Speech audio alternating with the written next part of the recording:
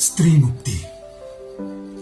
पिठाच्या जात्यापासून ते गाडीच्या स्टेअरिंग पर्यंतचा प्रवास मुळीच सोपा नव्हता ना. हजारो वर्षाच्या गुलामगिरीतून मुक्तता. धर्म, रूढी, परंपरांच्या जोखडात अडकलेली स्त्री पारतंत्र्याच्या अंधारात विलुप्त झाली होती. चूल आणि मुलाभोवती फिरणाऱ्या साम्राज्याची ती बंदिस्त राणी. तिच्या व्यथा, वेदना, गायच्या ओवीबद्ध गाणी.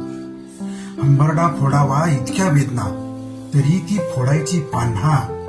इतकी कणखर निर्मिती निर्मात्याची, जन्मास यायची पुन्हा पुन्हा. समाजाने धिक्कारली म्हणून गर्भात मारली.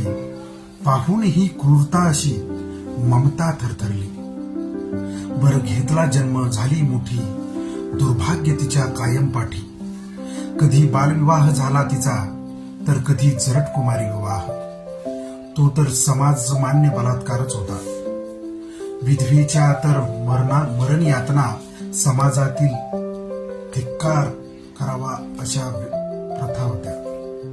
गेली सती कधी कधी केशवपण झाले. तुझ्या वेदनेचा चित्कार घुमत राहिला तुझ्याच अंतरात. तो आक्रोश ज्वालामुखी बनून बाहेर येणारच होता. कधी न कधी फक्त एका क्रांतीच्या ठिणगीची गरज होती. अंधाराला चिरणारी, स्वयं तेजाने प्रखरणारी एक क्रांतीज्योत तेव्हा पेटली होती.